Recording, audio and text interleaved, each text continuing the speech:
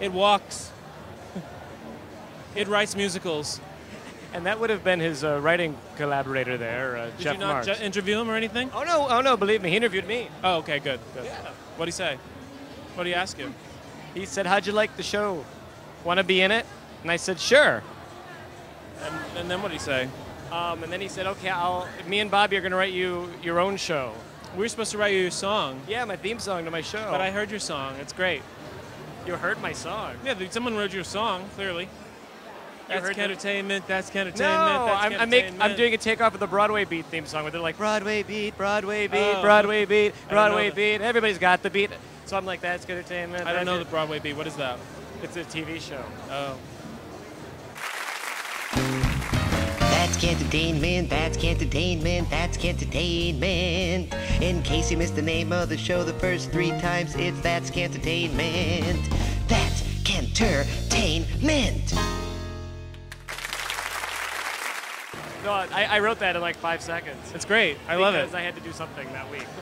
So it's not really my theme song. What are we talking about? I don't know.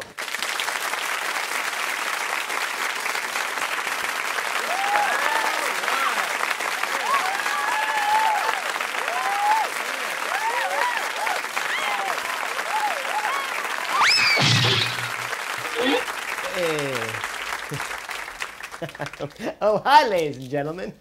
Welcome to That's Kentertainment. You're my moneymaker. No, not really. Sal! Down here. Hi, ladies and gentlemen. Well, I guess it must look kind of strange with these flying out of my jacket like that and all, but, what with all the traveling I've been doing lately, to Europe, Los Angeles, Las Vegas, yes, my doctor started to think that maybe it was taking its toll on me, so he gave me some vitamins, to help things out a bit. They're called, Xanax. Yes, but, I took one about 10 minutes before the show started tonight, and it didn't do anything, so I just took another one there. Yes, and thought I'd wash it down with a little Coca-Cola.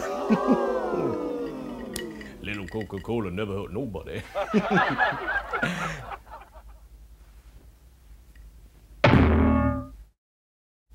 Well, anyway, ladies and gentlemen, have we got a show planned for you tonight? That's right, we'll be taking you to the wonderful world of Avenue Q. Yes, that's right. Now, this Tony Award-winning show is still knocking them dead on Broadway, and it's also recently opened up in Las Vegas. Yes, we'll be going there a little bit later, but that wasn't enough. The show has also been swinging out with some jazzy-flavored Avenue Q Swings concerts here in New York City. The first one held at the Lucille Lortel Theater, which was a benefit for the Greenwich House Music School's Piano Fund. Bobby Lopez, one of the composers of Avenue Q, used to go to school there, and he and Jeff Marx, one of the other composers of Avenue Q, wrote many of the Avenue Q tunes on those very pianos, which I guess now are kind of in disrepair, so they figured, hey, let's have a little benefit and get them some new pianos. I mean, you can't write a hit show on a piece of paper, you know what I'm saying?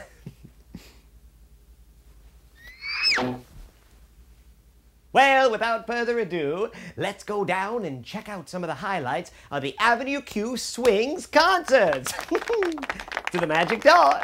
Wow! Oh, wait a minute. I forgot this over here. And, oh, no. Yeah. Hey, look, there's a penny from the year I was born. It's a sign.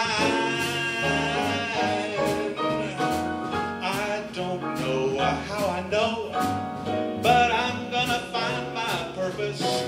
I don't know where I'm gonna look, but I'm gonna find my purpose.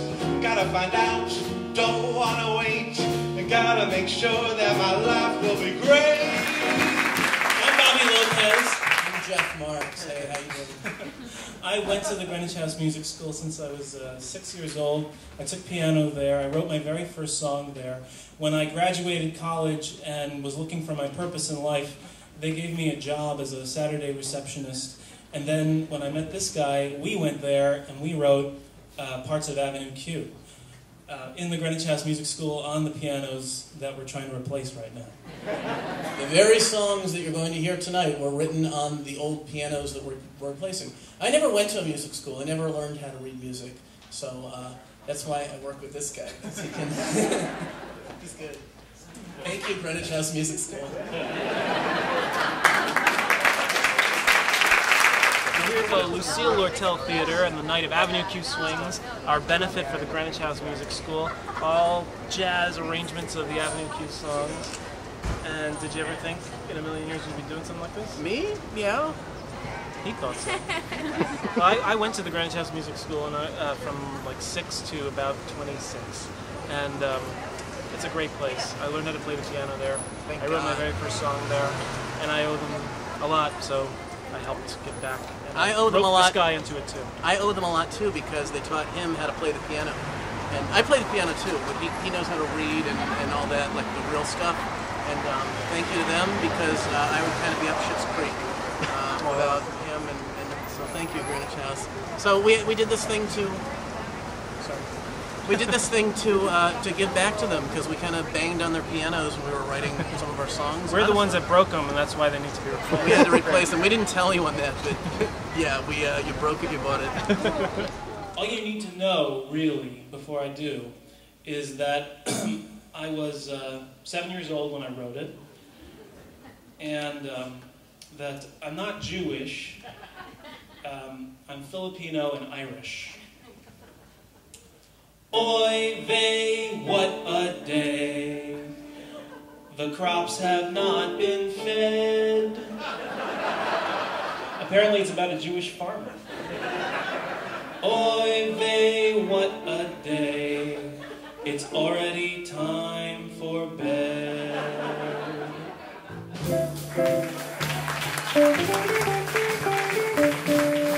Oy vey, what a day, the crops have not been fed.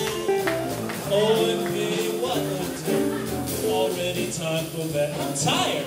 Oy vey, what a day. And we're so grateful that all these wonderful performers came out and rehearsed all the stuff and gave us their time to do this. It was so cool to see Tom Wopat play the trombone.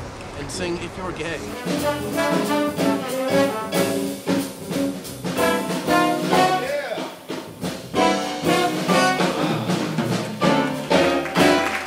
you were gay, I'd shout hooray, hooray, and here I'd stay, but I wouldn't get in your way. Yeah, it was good stuff. Sally Mays and Toxic Audio and Karen Mason And a classical trio. Classical trio. Internet is for porn. Very funny.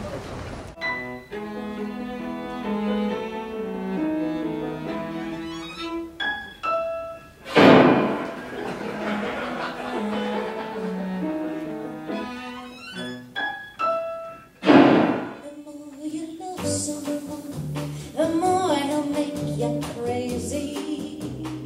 The more you love someone, the more you wish he were dead. Sometimes you look at him and only see fat and lazy, and want a baseball bat for hitting on his head.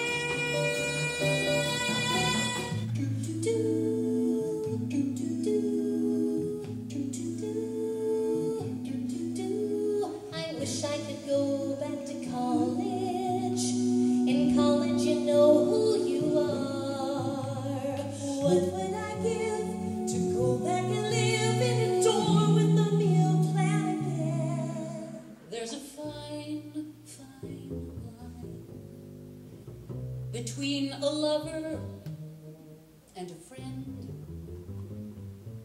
And there's a fine, fine line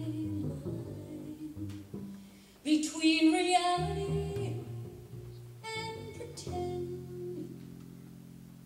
I guess you never know till you reach the top if it was worth the uphill climb. There's a fine, fine line between love and a waste of time.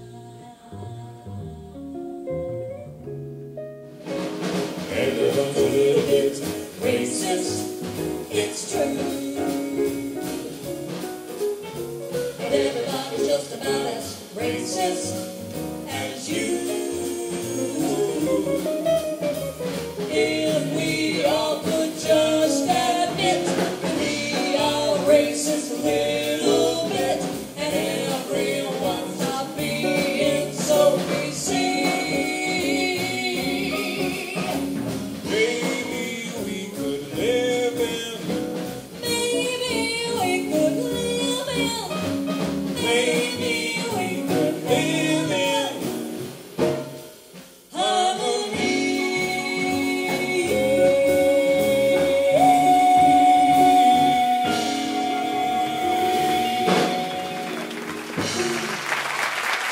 And Mandy Patinkin run up on stage and contribute $132. Exact change.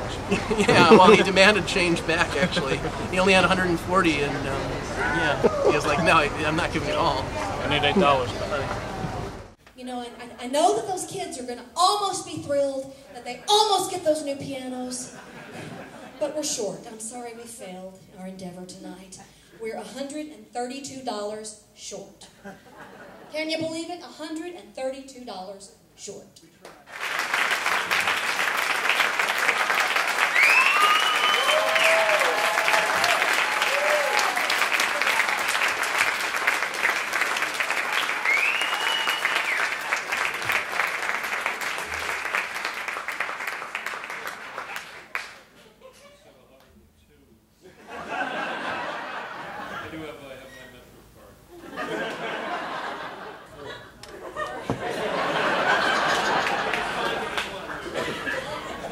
Perfect. Mandy Patinkin. Next? Yeah, you're going to some town, right? Yeah, we're Las going to Vegas Nevada. next. It's in Nevada. Whenever I think of it as Nevada, it seems weird to me. Whenever I think of it as Las Vegas, it seems kind of cool to me. Yeah, that's funny. We're going to Nevada. Nevada sounds like Great. a desert state. Shaped We like a piece of opened- tinfoil, it doesn't cut right. September 8th we open, and we've seen the theater, it looks gorgeous, and they're already selling tickets. We've already cast it, and we haven't started rehearsals yet, but we're about to. By the time this airs, we'll probably have been running for, what, a year now? You know the Kentertainment way. And that's Kentertainment. Cut. Everything in life is only for now.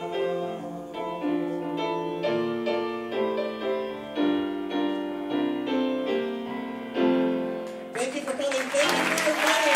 Thank you very much. Thank you.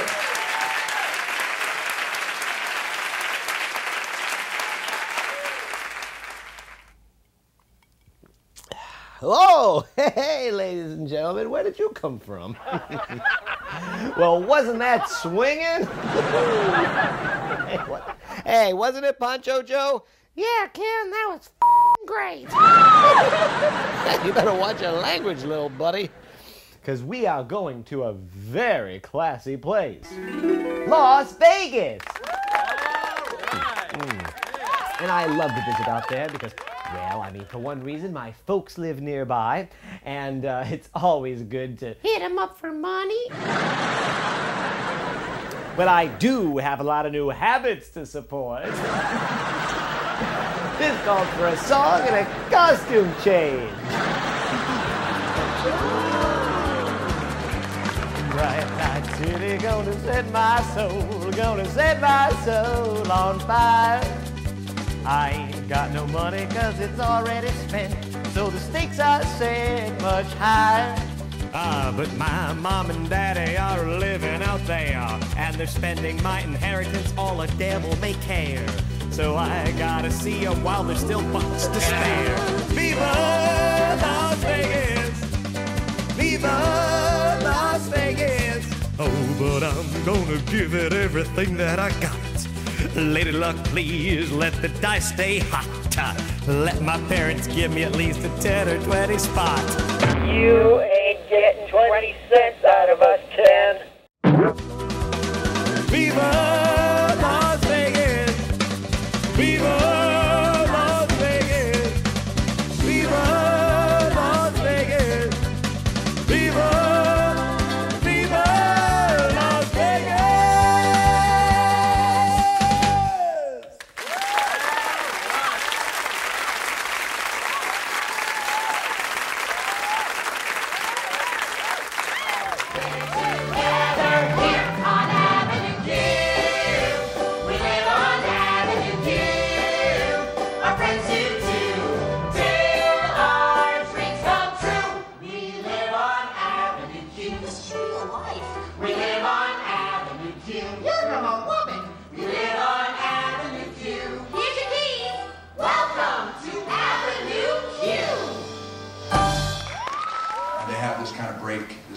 wonderful release is a great privilege.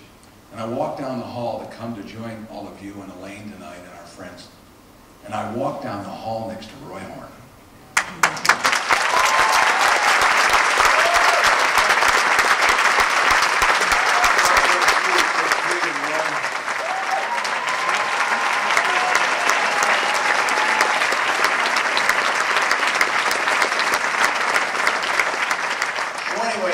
We've got this wonderful joy on stage, and it brings something else to Las Vegas. And one thing we always got to remember, this city is about all wonderful choice. Now we've got a choice for wit and great theater. And there's a young man here I'd like you to meet who wrote this. His name is Jeff Whitty.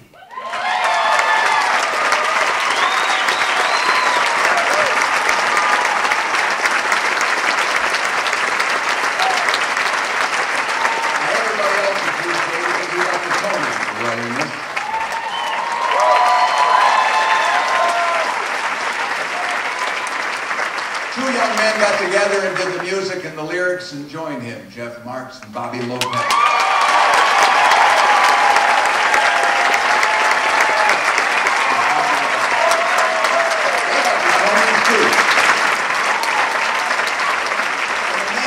man who assembled this wonderful group of gifted and talented people and is probably responsible for the whole show getting the Tony, the wonderful director, Jason Moore.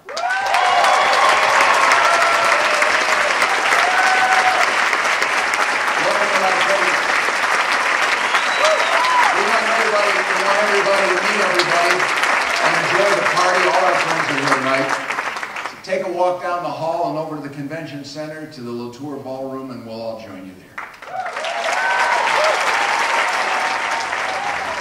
We're coming at you live from Las Vegas. Me and Kentertainment, and we're at the opening night party for Avenue Q here at Wynn Las Vegas. It went really great. We're open. It's official. Terrific. I mean, it couldn't have gone better, and we're excited to be here. The two casts here are fantastic. They built the theater for us that's gorgeous, and we're bi-coastal now. We're bi. Cut. Of course, the question of the night is, did you ever think you'd be in Vegas with Avenue Q? Oh no, I mean, you know, there are Twizzlers that have Avenue Q on them, and it's just like, wow. Like, I think that was the most impressive moment. I was like, we have our own Twizzlers. No, it's just crazy. I've just been soaking it all in and just enjoying it. It's been amazing. Now, for the show out here compared to Broadway, for the Broadway audience out there, any tweaks, any fine-tuning? What'd you guys do in Vegas? Any different? You know, we watched the show for 2 years. You know, up till our off-Broadway opening, we were writing so frantically, and then we did revisions for Broadway, and it was so frantic. And it was nice to have 2 years to just sit and watch and go like, okay, like that joke needs some work. So we just did little tweaks. We cut little things, and Lucy the Slut has a new ending that one day I was like, oh God, that's what it should be. I'm not going to say what it is, but you know. I can make you feel special when it sucks to be you. Let me make you feel special for an hour or two. Yeah, and you know, it's been fun, and it was very much like the old days of throwing new things at the cast, and they'd go out and perform them, and then we'd be like, oh, well, that didn't work. So, you know, keep trying stuff with the audience. And it was nice, you know, to have something to do. You know what, I just talked to Jeffrey. I said that the show is wonderful, and the weight of all the material. I mean, this is not fluff. I mean, there are great issues that he wrote about. The songs are wonderful. I want to see it again. Yeah. Oh, yeah, it's great. Yeah. Is there a particular song or a moment in the show that really strikes you? Well, I love Fine Line. I love Fine Line at the end, close to the end of the first act and all. I also love the way everything is wrapped. You know, you just don't hear the Vancouver and Hoover is such an overused rhyme, but you know, every number, the porn number is great. You know, but I love the fact that it comes head on with the whole issue about racism and coming out of the closet. There's some solid stuff there, and it's wonderful. Then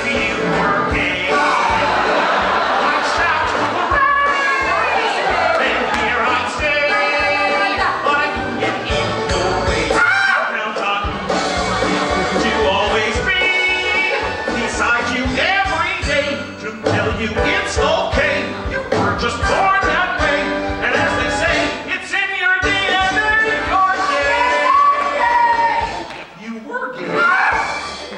I saw it in New York and was just an immediate fan. I worried they'd never find a cast that could do that, because it's deceptively simple appearing, but just very skillful. The way the actors, I mean, I'd be doing the interview like this if I were in Avenue Q. Really good to see you. And hopefully you become famous from the elbow up, and nobody looks here. They're all looking right there. You're actually pretty good. Why, thank you. I've always been a fan of puppets and puppetry. I see. Now, everybody tonight's been talking about one of their favorite songs, a favorite moment, or something that really touches them or hits them. Can you think of one offhand that... Every time you hear the score, you say, oh, this is my favorite, or this is my favorite. I did that twice tonight with Schadenfreude, and which I'd forgotten about. And what else? Because like I say, I saw it 8 months ago in New York. And then the other one was It's a Fine Line. It's so, you know what's beautiful about the show is the economy of it all. There's no, if we're in a deli, there'd be no fat on that sandwich. How you doing? Okay, hi Ken. Hi. So is now tonight your first time seeing Avenue Q? No, I saw it in New York with my manager lawyer, Mark Sandrock, and I enjoyed it then, but I enjoyed it even more now. Yeah, why is that? I like the scope of it, and I like that at a distance you could really read the puppets' faces, and it's wonderful in an expanse of this size to see it really work and work like, you know, like it's supposed to. It's just wonderful. Oh, I love it. I love the sets, and the lights are beautiful, and the people are so talented. Great talent. Look at you, Las Vegas, baby. Promoting Vegas. Really? Why is that, John Tartaglia? Because we're in Las Vegas, ladies and gentlemen. The magical, mystical Disney World on crack, Las Vegas. Are you finding audiences in Vegas being a little different than audiences on Broadway? Oh, sure. Well, you know, anywhere you go, the audience is going to be different. It's a very different environment here, and people with different, you know, backgrounds and stuff. So we're still kind of getting used to it. And let's face it, the reality is that here in Vegas, Avenue Q is a real departure from what they're used to seeing. They're used to going to spectacles and cirque shows and stuff like that, where you don't have to follow a story, where you don't have to pay attention to dialogue. So they're getting used to us, we're getting used to them, you know. And it's so easy for us to forget because we've been doing it so long that, you know, it took a while for Avenue Q to catch on in New York, too. We did Off-Broadway before we did Broadway. It's a show that has to grow on people and that people need to hear about, know about. Some things work always, like always, and some things are completely different. And it's interesting because I think it's really about the atmosphere and what people are coming in knowing about the show or not knowing about the show, and who's familiar with the album, who's not. And it's been interesting for me as an actor to kind of each night not really know what to expect. I mean, on Broadway you kind of get a rhythm and you kind of know this gets a laugh, this doesn't. I mean, you're always kind of thrown off, but so it's kind of weird to see a whole new group of people listen to it, but they all love it. They're all listening, which is important. It's an absolutely incredible show. Who can imagine that when you have no topless dancers and no Folie Bergère music, that people in Vegas would give it 3 standing ovations at the end on the curtain call. Vegas was ready for this. I think this was the right project to start in Vegas with the Broadway invasion. This definitely means, you know, we have Spamalot coming here to win next year. Mamma Mia is going strong. Avenue Q kicks off. Phantom of the Opera comes here next year. So Vegas, which was once considered this wasteland, now will have 4 Broadway shows in place by the springtime. So that's, I think that may be more indication that the Great White Way will eventually be on the Great Strip Way. This evening when we were getting dressed for the show, Rick and I share a dressing room. And I looked at him and I said, I would have never, ever thought, even when we opened on Broadway, if someone would have said, you know, you're going to be on Vegas, I would have gone, yeah, okay, whatever. I mean, it's just such a trip. And I love it here, so I'm glad to be here. Sandrock, what do you think, what do you honestly think of puppet nudity? What show are we on? Don't tell me we're on That's Kentertainment. We're on That's Kentertainment. Well, if you will, I will. I love the show. What do you really think of puppet nudity? I like nudity of all forms, really. All right, and you? Well, I think a puppet nudity is far more easily acceptable in the context of the theater because when puppets are doing it, the audience feels less uncomfortable than when they see real live people on stage naked. Hey, Bobby. Hi, Ken. I'm so tired. You're tired. I know. Yeah, you've been like busy doing stuff like writing a show, coming to Vegas. Well, we've been tinkering with the show. We've been changing things and changing them back, and yeah, we changed about 5 things that we changed back. So well, it works great. Thank you. If it ain't Those broke, few things. fix it. No, wait. This is Steve Wynn's decoration for an opening night party. What does this have to do with a fucking puppet? Are you allowed to curse on cable? Are you allowed to curse on cable? I repeat, what does this have to do with a fucking puppet? Thank you very much, sir. Thank you. I really appreciate it. It's hard to draw me out of my shell, isn't it? Right. And of course, now I'm going to be all Joan Rivers on you. Okay. What are you wearing? Oh my God, I love it. Everyone loves it. It's the first time I've ever gotten any like credit for being a writer because like before the Tonys, I kept trying to get any sort of like merchandise at all, and no one would throw me anything. But the Bernini store, I have to plug them. The Bernini store helped me out on this because I saw it in the window and it was like, that's just so Vegas. A little Liberace, you know. I wouldn't wear this to, you know, the off-Broadway, whatever. But, you know, for Vegas, it's soft. It's so soft. It's Kate Monster's sister, actually.